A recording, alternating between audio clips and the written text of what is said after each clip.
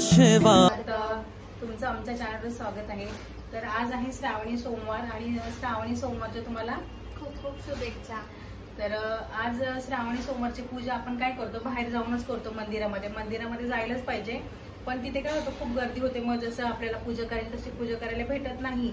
आणि असंही म्हणजे भेटू किंवा न भेटू तरी पण आपण आपल्या घरी जी आपल्या घरी पिंड असते, शंकराची पिंड असते, त्या पिंडीवर आपण पूजा आपल्या घरी झालीच पाहिजे. पण आपण सहसा घरीच्या पिंडीवर पूजा न करता पण बाहेर मंदिरातच जातो. त्यासाठी मी तुम्हाला आज दाखवणार आहे की आपण घरच्या घरी आपल्या घरी जी पिंड असते त्याची पूजा कशी करायची, अभिषेक कसा करायचा, पूर्ण अभिषेक आणि पूजा मी तुम्हाला आज दाखवणार आहे. तर आज आपण चला बघूया शंकराच्या आपल्या पिंडीवर श्रावणी सोमवार मध्ये किंवा शिवरात्री वगैरे असते तेव्हा, किंवा आज आता श्रावण लागलाय तर पूर्ण महिन्याभर सुद्धा आपण ती पूजा करू शकतो. महिनाभर सुद्धा आपण ती पूजा केली तर चांगलं असतं. पण आता सहसा आपल्याला दररोज तर काही जमणार नाही, पण श्रावणी सोमवारला ही पूजा नक्की आपल्या घरच्या घरी करायची आहे आपल्याला, आणि सगळ्यांनी केलीच पाहिजे. तर आज कशी करायची ते मी आपल्या पिंडीवर कसं करायची पूजा ना ते दाखवते. चल आपण बघूया. तर इथे बघा, आपल्याला पहिलं तर आपल्याला साहित्य काय काय आपल्याला घेऊन बसायचं पूजेसाठी. कारण कसं आपण एकदा साहित्य घेतलं की 10 वेळा आपल्याला उठायची गरज नाही लागणार. असं म्हणजे आपण सोय करून ठेवायची की जेणेकरून आपल्याला उठायची गरज नाही लागली पाहिजे. तर साहित्य काय काय बघायचंय. इथे मी पहिलं तर पाट घेतलाय, पाटावर एक कपडा अंथरून घ्यायचा आहे. मग तामण घ्यायचा आहे, तामणाचा कपड्यावर व्यवस्थित ठेवायचा आहे. दिवा लावून घ्यायचा आहे, अगरबत्ती लावून घ्यायची आहे, धूप दीप वगैरे आपल्याला काय लावायचं ते लावून घ्यायचंय. नंतर पाणी घ्यायचंय, एका पेल्यामध्ये बघा असं पाणी घेतलंय. आणि दूध, इथे बघा दूध आणि तूप टाकले याच्यामध्ये, आणि मध याच्यामध्ये वेगळे घेतलेले. याच्यामध्ये मध घेतले, थोडंसंच आपल्याला लागतंय, जास्त काही लागत नाहीये. आणि नंतर लागणारे तांदूळ आहे आपल्याला. आज तांदळाची मूठ आहे, सगळ्यांना माहितच असेल आज तांदळाची मूठ आहे. तर आज तांदूळ आपल्याला लागणार आहे, फुलं लागणार आहेत. तर फुलं सुद्धा मी मस्त पैकी झाडाचे तोडून आणलेले फुलं आहेत. इथे एक रिकामी वाटी सुद्धा आपण घेऊन ठेवायची, जेणेकरून आपल्याला नंतर लागणार आहे म्हणून साठी मी घेऊन ठेवले. ते वाटी घ्यायची आपल्याला. आणि हे सगळं साहित्य घेतलेलं आहे. तर आणि पहिलं मेन तर आपल्याला काय पाहिजे, पिंड पाहिजे. तर आपल्या मंदिरात जी आपण दररोज पूजतो ती पिंड आपल्याला तांबड्यामध्ये घेऊन घ्यायची. आता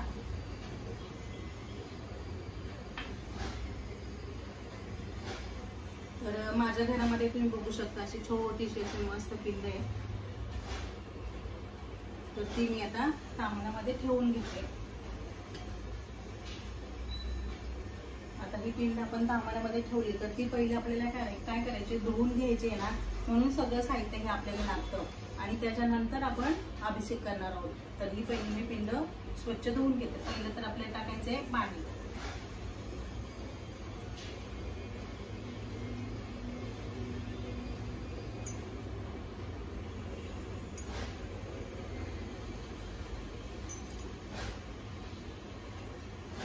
आता टाकायचं हे मध.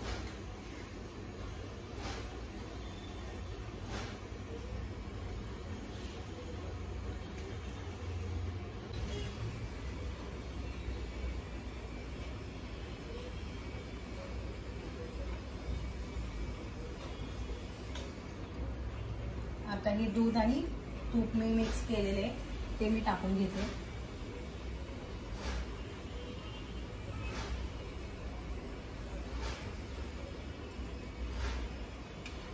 आता हे आपलं जे मध आणि दूध तूप वगैरे वापरलेलं आहे ह्याचं काम आपल्याला झालेलं आहे.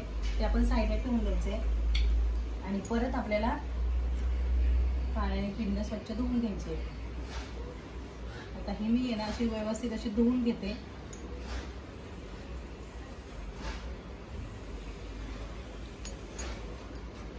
तरी ती बघा मी पिंड धुवून घेतलेली आहे. आणि आता ती स्वच्छ पुसून सुद्धा घेतली मी. आणि आता मी थोडी साईडला ठेवते. आणि हे पाणी आहे ना, आपण काय जी रिकामी वाटी घेतली होती ना ती त्याच्यासाठी घेतली होती की आपल्याला उठायला नको ना म्हणून साठी. तर हे पाणी आहे ना आपण या वाटीमध्ये टाकून घ्यायचंय. आणि परत आपल्याला हे सामान आहे ना व्यवस्थित असं स्वच्छ धुवून घ्यायचं आहे.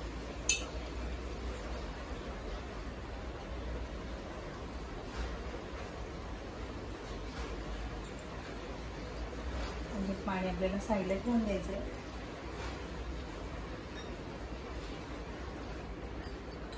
परत एकदा मी तांबड स्वच्छ धुवून घेते.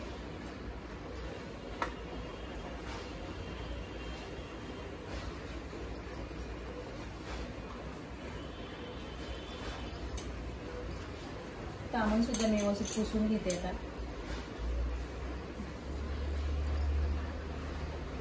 आणि सामान परत आपल्याला रुमालावर व्यवस्थित ठेवून घ्यायचं आहे. आणि परत आपल्याला ही पिंड आहे ना ती व्यवस्थित असे मधोमध सामानाची ठेवायची. आणि आता काय करायचंय, हे जो छोटा पेला आहे ना त्याच्यामध्येच आपल्याला पाणी घ्यायचंय. आणि पेल्यातलं पाणी संपलं की मग आपण तांब्यातलं पाणी वापरणार, म्हणून हा तांब्या भरून मी ते घेतलेला आहे. तो आपण साईडला ठेवून देऊ, तो आपल्याला नंतर लागणार आहे. तर आता आपल्याला पहिलं तर काय करायचं, पिंड मी धुवून पुसून ठेवले, तांबण सुद्धा धुवून पुसून व्यवस्थित ठेवलेलं आहे. पण आता पहिलं तर आपल्याला काय करायचंय, स्वामी स्तवन घ्यायचंय. तर हे आपल्याला स्वामी स्तवन म्हणजे आपल्या केंद्रामध्ये जे पुस्तक भेटते, नित्य सेवा म्हणून पुस्तक भेटते, त्यामध्ये असतं. तर ते मी आता पहिला स्वामी स्तवन घेणार आहे आणि नंतर पुढची सेवा सुरुवात करायची. तर पहिला आपण स्वामी स्तवन सुरुवात करूया. श्री गणेशाय नमः, श्री सरस्वते नमः, श्री गुरुभ्यो नमः, श्री कुलदैवताय नमः, श्री अक्कलकोट निवासी पूर्णदत्तावतार दिगंबर यतिवर्य स्वामी राजाय नमः. ब्रह्मानंदं परमसुखदं केवलं ज्ञानमूर्ति द्वन्द्वातीतं गगनसदृशं तत्त्वमस्यादिलक्ष्यम् एकं नित्यं विमलमचलं सर्वदी साक्षिभूतं भावातीतं त्रिगुणरहितं सद्गुरुं तं नमामि.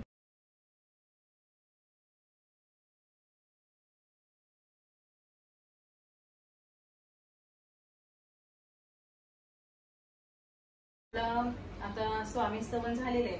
तर आपल्याला नंतर काय करायचं, गणपती अथर्वशीर्ष घ्यायचंय. गणपती अथर्वशीर्ष पण आपण फक्त बोलायचंय, अभिषेक नंतर करायचंय. तर आता आम्ही गणपती अथर्वशीर्ष सुरुवात करते.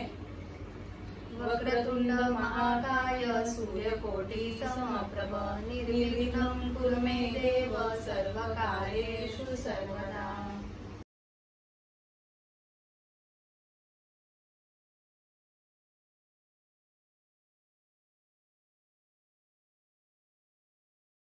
तर आता बघा आपलं स्वामी स्तवन झालं, गणपती अथर्वशीर्ष सुद्धा झालं.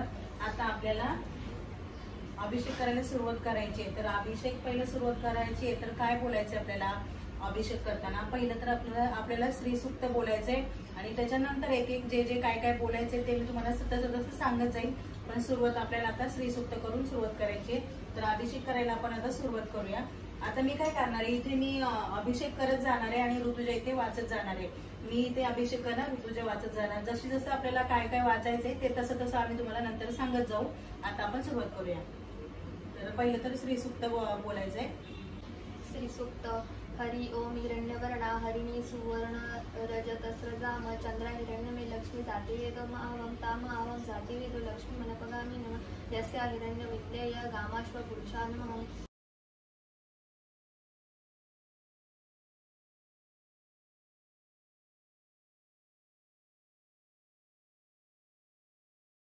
तर बघा आपलं श्री सूक्त बोलून झालेलं आहे. आता आपल्याला महामृत्युंजय मंत्राची एक माळ करायची. तर ही माळ केंद्रामधूनच आणलेली आहे. तर याच्यामध्ये 108 मणी आहेत. तर आता आपल्याला एक माळ महामृत्युंजय मंत्राचा जप करायचा आहे. तर आता आपण जप करून घेऊ. ओम त्र्यंबकं यजामहे सुगन्धिं पुष्टिवर्धनं उर्वारुकमेव बन्धनान् मृत्योर्मोक्षयमामृतात्.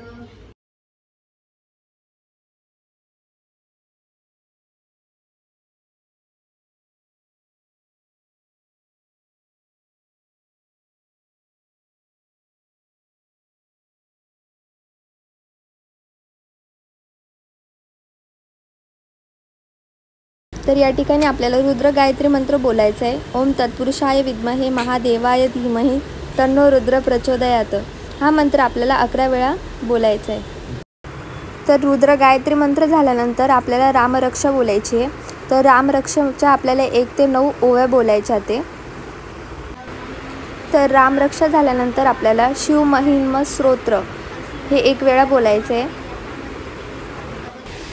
तर आता आपल्याला पुढची सेवा करायची आहे, ती म्हणजे रुद्राध्याय. तर रुद्राध्यायमधले नमक चमक हे पूर्ण आपल्याला वाचायचं आहे, एक वेळा वाचायचं आहे ते पूर्ण आपल्याला. तर ही सगळी सेवा करताना आपल्याला महादेवाच्या पिंडीवरचा अभिषेक थांबवायचा नाही आहे, आपल्याला कंटिन्यू महादेवाच्या पिंडीवरती आपल्याला जल अर्पण करायचे आहे. तर या ठिकाणी आता आपल्याला 12 ज्योतिर्लिंग स्तोत्र आणि शिवकवच स्तोत्र, श्री कालभैरवाष्टक आणि शिवप्रार्थना ह्या सगळ्या सेवा करून घ्यायच्या आहेत. तर शिवप्रार्थना तर तुम्हाला माहीतच असेल, आपल्या नित्यसेवेच्या पुस्तकामध्ये ती दिलेली आहे. ती प्रार्थना म्हणजे शिवहर शंकर नमामि शंकर शिवशंकर शंभो, हे गिरिजापती भवानी शंकर शिवशंकर शंभो. या मंत्राचा आपल्याला 11 वेळा जप करायचा आहे. तर इथे बघा आपला अभिषेक करून झालेला आहे. पण अभिषेक करताना आम्ही काय काय सेवा केली म्हणजे काय काय बोललो ते तुम्हाला डिस्क्रिप्शन बॉक्समध्ये आम्ही देऊ. तर आता आपण इथून पुढे आपल्याला काय करायचं, आता हे आपले अभिषेक झाल्यानंतर पिंड आपल्याला उचलून घ्यायचे आणि हे जे पाणी आहे हे पाणी खूप महत्त्वाचं आहे. हे पाण्यावर म्हणजे सेवा झालेली आहे आपली पिंडीवरती आणि ते पिंडीवरचं पाणी आहे. तर त्यामुळे या पाण्याचा म्हणजे चांगला उपयोग म्हणजे जे तापट मुलं असतात किंवा व्यसनी लोक असतात त्यांना हे पाणी प्यायला द्यायचं आहे आणि अजिबात वाया घालवायचं नाही हे पाणी. आणि घरातल्या सगळ्यांनी हे पाणी प्यायचं आहे. आणि मेन तर जे ज्यांना व्यसन आहे त्या लोकांना हे पाणी द्यायचं आहे, आपल्या घरातल्या लोकांना हे पाणी प्यायचं आहे. तर आता आपण हे पाणी काढून घेऊया आणि पिंड पुसून घेऊया. तर इथे बघा मी ताट सुद्धा पुसून घेतले आणि पिंड सुद्धा पुसून घेतलेली आहे. ती आपल्याला परत आपल्या ताटामध्ये ठेवायची आहे. आणि आता आपल्याला काय करायचं आहे की जो भस्म असतो, आपण पिंडीला कधी हळदी कुंकू व्हायचं नाही, भस्मच लावायचं. तेही ते ह्या 3 बोटांनी लावायचं आपल्याला भस्म. तर आपल्याला आता 3 बोटा याच्यावर लावता येणार तर नाहीत, पण आपण एक एक करून असं लावलं तरी चालेल, पण 3 बोटांनी भस्म लावायचं आहे.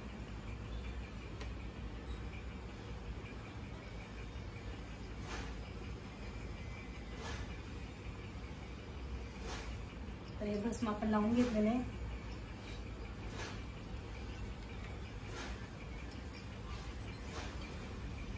आता आपल्याला बेल व्हायचे तर बेल सुद्धा आपल्याला कसं व्हायचे माहिती आहे, जो आपण बेल तोडल्यानंतर तर इथे बघा त्याला अशी गाठ असते, ही गाठ आपण काढून टाकायची असते, ही गाठ ठेवायची नसते. आपण बेल वाहताना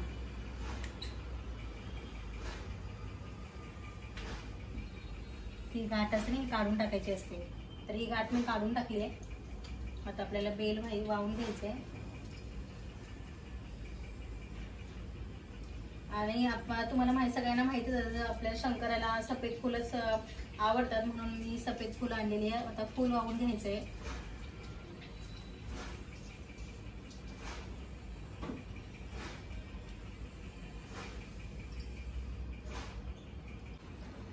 तर इथे बघा फुलांनी असं व्यवस्थित असं पिंडीला सजवून घेतले, कारण ते आपल्या घरातलं एक मंदिर टाईपच असतं ना. आपण जसं मंदिरांमध्ये पूजा वगैरे केला जातो तेव्हा कसं फुलं वगैरे टाकतो तसं आपण घरात सुद्धा करू शकतो, कारण हे आपल्या घरातला म्हणजे देव आहे आपला शिवशंकर आपल्या घरामध्ये सुद्धा आहे. तर आपण घरामध्ये सुद्धा त्याच प्रकारे मनोभावाने पूजा करायची आहे. आता आपली सगळी फुलं व्यवस्थित अशी ठेवून झालेली आहे. आणि आता आपल्याला काय करायचं, शिवमूठ आज म्हणजे मूठ म्हणजे शिवमूठ काय आहे ती तांदूळ आहे. तर आपल्याला तांदूळ सुद्धा शिवमूठ कसे सोडायचे ते सुद्धा मी तुम्हाला दाखवणार आहे. तर हे तांदूळ आहेत आणि आपल्याला अख्खे तांदूळ घ्यायचे. म्हणजे आपल्या तांदळाचा कधी कधी काय होतं तुकडा असतो, तर तुकडा झालेले तांदूळ घ्यायचे नाहीत. कधी पण आपल्याला देवाला व्हायचे तांदूळ जर असतील ना तर कधीच तुकडा झालेले तांदूळ घ्यायचे नाही. अख्खे तांदूळ असतील तेच घ्यायचे. तर आज तांदळाची मूठ आहे तर ती आपल्याला तांदळाची मूठ कशी सोडायची असे आपण तांदूळ घ्यायचे. आपल्या मुठीत म्हणजे जेवढे बसतील ना तेवढे असे तांदूळ घ्यायचे. अशा प्रकारे तांदूळ घ्यायचे आणि आपण पिंडीवर कसे सोडायचे तर हे अशा प्रकारे असं मूठ पकडायचे, असे सोडायचे असतात. पण लगेच सोडायचे नाही. आपल्याला तांदूळ कधी सुके नाही सोडायचे. तर ह्याच्यावर काय करायचंय, आपल्याला असं पाणी सोडायचंय, असं वरून असं पाणी सोडायचं. आता कसं आपण इथे आपल्याला जास्त पाणी सोडता येणार नाही म्हणून मी तुम्हाला कमीच पाणी सोडून देते. पण जेव्हा आपण मंदिरात जातो तेव्हा आपल्याला मूठ जर सोडायची असेल तर अशी मूठ पकडायची आणि असं वरून पाणी सोडायचं, म्हणजे ते आपले तांदूळ असे पडतील. असे ओले करून सोडायचे.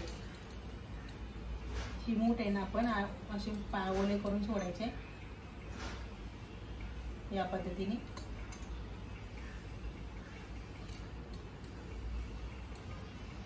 तर अशा प्रकारे आजची शिवमूठ आहे तांदूळ.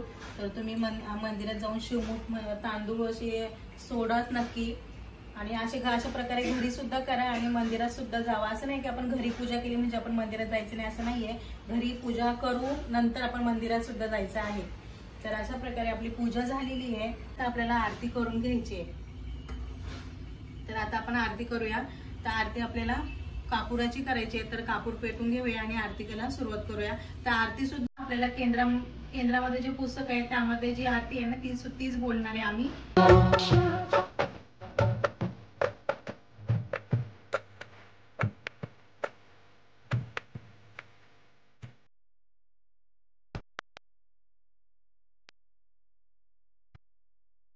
आपली पूजा झालेली आहे. तर अशाच पद्धतीने तुम्ही सुद्धा पूजा करा. तर तुम्हाला हा व्हिडिओ कसा वाटला ते कमेंटमध्ये नक्की कळवा. व्हिडिओ आवडल्यास व्हिडिओला लाईक करा, शेअर करा आणि चॅनलला सबस्क्राईब करा. थँक्यू. बाय.